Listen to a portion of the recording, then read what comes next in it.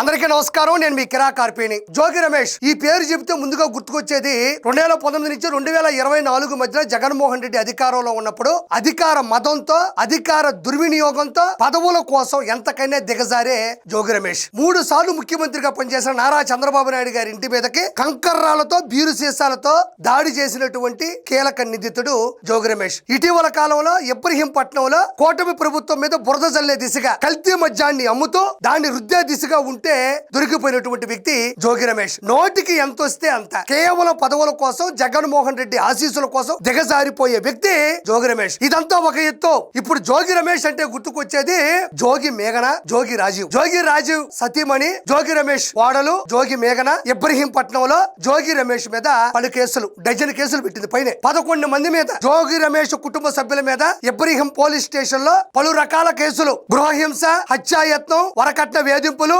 Cheating, దానితో పాటు మత మార్పిడి. అమ్మాయి ఏమో హిందూ అయితే వాళ్ళు క్రిస్టియన్స్. సరే, ఎవరు కులాలు ఎవరు మతాలు వాళ్ళు గొప్ప కావచ్చు, కానీ ఎవరిని కూడా మనం ఇబ్బంది పెట్టకూడదు, ఫోర్స్ చేయకూడదు. ఇలాంటి పలు రకాల కేసులు 1-2 కాదు, సాక్షాత్తు జోగి మేఘన జోగి రమేష్ కుటుంబం మీద పలు రకాల బిఎన్ఎస్ సెక్షన్లు కూడా పెట్టడం జరిగింది. ఏంటవి ఆ ప్రాబ్లమ్స్ ఏమైనా ఆలోచిస్తే, కట్నం తేలేదనేది ఒకటి, మతం మార్చుకోమని ఒకటి, తర్వాత వరకట్న వేధింపులు, గృహ నిర్బంధం, గృహ హింస, చీటింగ్. మెయిన్ ఇందులో చెప్పాల్సిన అమ్మాయి చెప్పింది ఏంటంటే అతను సంసారానికి పనికిరాడు. ఈ విషయాన్ని మా అత్త మామ కుటుంబ సభ్యులు దాచి గౌరవం కోసం, తనకు కూడా పెళ్లి అవ్వాలి లేదంటే పెళ్లి చేసుకున్నాడు అని సమాజాన్ని నమ్మించడం కోసం, సమాజంలో గౌరవాన్ని తెచ్చుకోవడం కోసం ఎలాంటి సందేహం లేకుండా నిజాల్ని దాచిపెట్టి ఆ అమ్మాయికి ఇచ్చి, అంటే జోగి మేఘన చెప్తున్న విధం ఏంటంటే ఇవన్నీ వాళ్ళకి ముందుగా తెలుసు.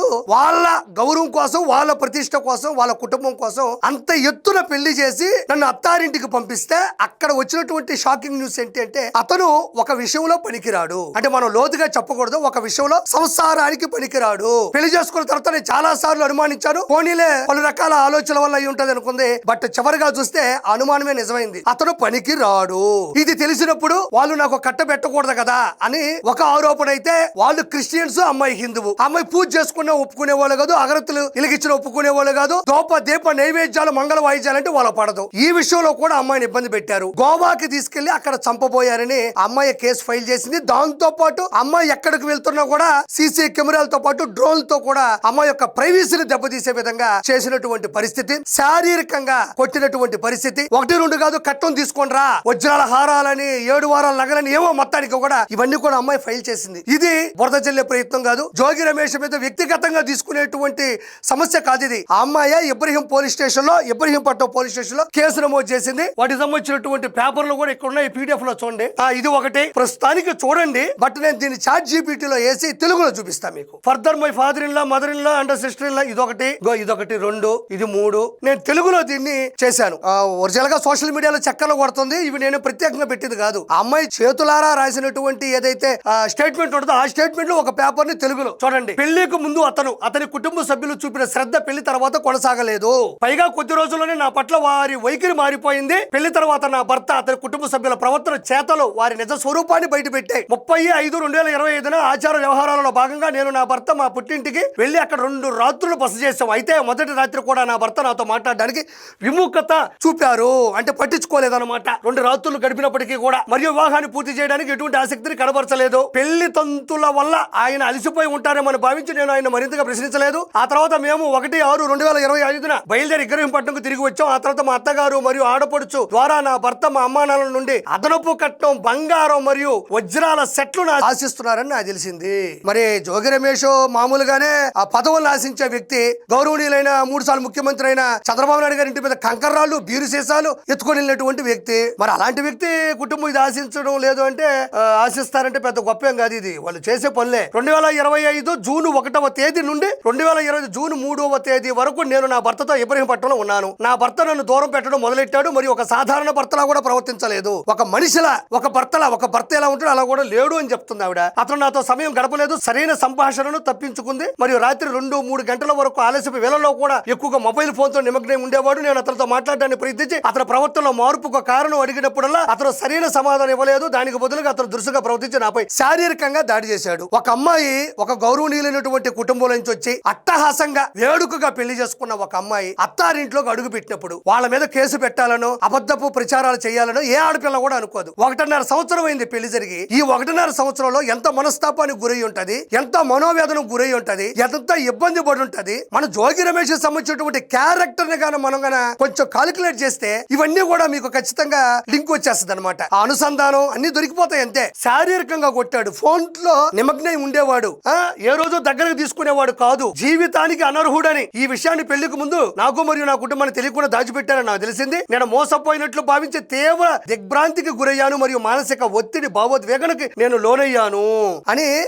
చూడండి, దీంట్లో 3 పాయింట్లు ఉన్నాయి. ఒకటి డౌరీ, అంటే ఈ ఒరిజినల్ సెట్లు తీసుకురమ్మని చెప్పడం. రెండోది ఒక సాధారణ భర్తలా కూడా లేడు. మూడోది వాళ్ళ దాంపత్య జీవితం సరిగ్గా లేదు, ఎందుకు ఇలా చేస్తున్నావు అని అడిగినా కూడా కొట్టేవాడు. ఇక్కడ అమ్మాయి రాసినటువంటి స్టేట్మెంట్ లో ఇది విషయం. సో ఇక్కడ చూడండి ఎంత దారుణంగా. ఇది కాక మళ్ళీ ఈవి హిందూ అయితే వాళ్ళు క్రిస్టియన్స్ అయితే, అమ్మాయి హిందూగా ఉంటే వాళ్ళకి నచ్చేది కాదు. అమ్మాయిని చిత్రహింసలకు గురి చేసి ప్రైవసీని ఇబ్బదీసి అమ్మాయిని కొట్టి ఈ విధంగా మానసిక ఒత్తిడికి లోను చేసినటువంటి ఎవరైతే జోగి రమేష్ కుటుంబం 11 మంది ఎవరైతే ఉన్నారో ఈ రోజు వాళ్ళు ఓచలు లెక్కట్టబోతున్నారు. ఇది నేను చెప్పింది కాదు, నా అనుమానం కాదు. ఆ అమ్మాయి ఇబ్రహీం పోలీస్ స్టేషన్ లో ఇచ్చినటువంటి స్టేట్మెంట్ లో ఇప్పుడు విచారణలో ఇంకా దర్యాప్తులో ఇంకా ఖచ్చితంగా ఇన్వెస్టిగేషన్ ఉంటది. ఇది చిన్న చితక కేసు కాదు. అంటే వరకట్న వేధింపులు పెద్ద కేసే, గృహహింస పెద్ద కేసే, గోవాకి తీసుకెళ్లి చంపాలనుకోవడం పెద్ద కేసే, చీటింగ్ పెద్ద కేసే, మతం మీద ఒత్తిడి, మానసిక ఒత్తిడి, ఇవన్నీ చిన్న కేసులేం కాదుగా. కాబట్టి జోగి రమేష్ కుటుంబం ఏదైతే ఉందో ఖచ్చితంగా దీనికి వాళ్ళకి సమాధానం చెప్తారు, విచారణ చేపడతారు. 100% అమ్మాయికి న్యాయం జరగాలి. జోగి మేఘనాకి ఇంకా జోగి తీసేవచ్చు. మేఘనా అమ్మాయి వద్దనుకుంది, టార్చర్ పడింది, ఒక సాంప్రదాయమైనటువంటి గౌరవమైనటువంటి కుటుంబం నుంచి వచ్చింది కాబట్టి 1.5 years చెప్పుకోలేదు మారతాడేమో అని. సంసారానికి పనికి రాకుండా, మతానికి మద్దతునివ్వకుండా, మళ్ళీ కుటుంబం నుంచి డౌరీ తీసుకురమ్మని చంపడానికి ప్రయత్నించి అమ్మాయి ఎక్కడికి వెళ్తే అక్కడికి డ్రోన్లు పెడితే ఏ ఆడపిల్ల చేస్తుంది సంసారం. కాబట్టి అమ్మాయి ధైర్యంగా బయటకు వచ్చింది, చిత్రహింసలు తట్టుకోలేకపోయింది. ఆ అమ్మాయి ఇచ్చినటువంటి స్టేట్మెంట్ నేను చదివి వినిపించాను. ఒకటి కాదు కదా, మొత్తం 1, 2, 3, 4 పేపర్లు దాకా ఉన్నాయి అవి. సో దీని మీద వాళ్ళు ఇబ్రహీం పోలీస్ స్టేషన్ కి కేసు ఫైల్ అయింది కాబట్టి జైలుకి వెళ్తారు. ఖచ్చితంగా వీటిలో నిజంగా ఈ ఆరోపణలకి ఆధారాలు ఉంటాయి, నిరూపణలు ఉంటాయి. కాబట్టి ఖచ్చితంగా వీళ్ళు 11 మంది, 11 ఇలా బలి అచ్చొచ్చినట్టుంది. అక్కడ జగనన్న 11, ఇక్కడ జోగి రమేష్ 11. అయితే వైఎస్ఆర్ సిపిలో ఉండేటువంటి గొప్ప విషయం ఏంటంటే, నేను ఇంత ముందు కూడా చెప్పా, మరి గూగుల్ డేటా సెంటర్ అనేది అది ఒక గోడౌన్ అన్నారు. మరి చంద్రబాబు నాయుడికి ఆ కీర్తి, ఆ పేరు, ఆ ప్రతిష్ట వస్తుందని తెలిసి అది మా హయాంలోనే వచ్చిందన్నారు. అంటే జులై సినిమాలో బ్రహ్మానందం గారి మాదిరిగా దొరికిపోతుంటారు. ఇదొకటి. రెండోది, వాళ్ళ కుటుంబంలో ఉండేటువంటి లొసుగులు, వాళ్ళ కుటుంబంలో ఉండేటువంటి చెడు విషయాలు ఎవ్వరూ చెప్పనక్కర్లే, వాళ్ళ కుటుంబ సభ్యులే బయటికి చెప్తారు. వాళ్ళు అలా ఒక దిట్టల ముగ్గురు ఉన్నారు. ఆ ముగ్గురు చూడండి, మధ్యలో ఉన్నది ఎవరు? జగనన్న. జగనన్నకేమో సొంత చెల్లి కన్న తల్లి, అటు షర్మిలమ్మ, ఇటు విజయమ్మ. రోజు వార్తల్లో జగన్మోహన్ రెడ్డి గురించి, జగన్మోహన్ రెడ్డి కుటుంబం గురించి వాళ్ళు నిజాయితీగా బయట పెడతా ఉంటారు. ఆయన గురించి ఏమీ చెప్పనక్కర్లే, మొత్తం వాళ్ళే చెప్తూ ఉంటారు. సొంత చెల్లి కన్న తల్లి, మళ్ళీ బయట వాళ్ళు కూడా కాదు. ఇల్లు ఏదో డ్రైవర్లో పియోలో వచ్చి చెప్పారంటే ఒక రకం బ్లడ్ రిలేషన్. ఇక్కడ చూడండి, జోగి రమేష్, ఈయన కోడలు ఎవరు? జోగి మేఘన. తన భర్త ఎలాంటి వాడు, దేనికి పనికిరాడు, ఎంత గృహహింస పెడతారు, ఎలా మానసికంగా శారీరకంగా ఇబ్బంది పెడతారు, మొత్తం అమ్మాయి ఇబ్రహీం పోలీస్ స్టేషన్ లో కేసు పెట్టింది కోడలు. ఇటు చూస్తే ఈయన తెలిసిందేగా, వ్యవహార వాడు, ఈయన నా మీద కేసులు పెట్టుకుంటూ పోతా ఉంటాడు, ఒకడు కూడా తీసుకోరు, ఎందుకు తప్పు చేస్తే కదా. ఈయన గురించి ప్రముఖంగా చెప్పాలా, రాష్ట్ర రాజకీయాలే కాదు భారతదేశ రాజకీయాల్లో ఎలక్షన్స్ ఆమడ దూరంలో ఉంటే అంబటి రాంబాబు అల్లుడే వచ్చి మా మామ నీచుడు, దయచేసి ఓట్లు వేయొద్దు, అతన్ని గెలిపించొద్దు, అలాంటి వ్యక్తులు రాజకీయానికి అనర్హులు అని సొంత అల్లుడు, సొంత కోడలు, సొంత తల్లి చెల్లి చెప్పడం గమనార్హం. ఇంకా మరి రానున్న రోజుల్లో ఎలాంటి కుటుంబ సభ్యులు అంటే బయట వాళ్ళంటే తట్టుకోలేక చెప్పారంటే ఒక అసూయ ఉంటది, ఒక బాధ, భయం ఉంటది. కుటుంబ సభ్యులు తట్టుకోలేక డైరెక్ట్ గా పోలీస్ స్టేషన్ కి వెళ్ళి చెప్పేటువంటి సమస్య, మీడియాకు చెప్పే సమస్య. అల్లుడైతే ఎరగదీశాడు ఆ రోజుల్లో. అంబటి అల్లుడు అనే సినిమా తీస్తే మామూలుగా ఆడదు ఆ సినిమా. కాబట్టి వీళ్ళు చేసే తప్పుల్ని భగవంతుడు వాళ్ళ కుటుంబ సభ్యుల చేత చెప్పిస్తున్నాడు. కాబట్టి రానున్న రోజుల్లో ఇంకెన్ని వస్తాయో. సో ఈ 11 మందికి కఠినమైన చర్యలు తీసుకోవాలి. వీళ్ళు ఖచ్చితంగా జైలుకి వెళ్ళాలి. ఇలాంటి ఆడబిడ్డలకి ఏ కుటుంబంలోని అన్యాయం జరగకూడదని మనస్ఫూర్తి కోరుకుంటూ నేను మీ కిరా కార్పీని.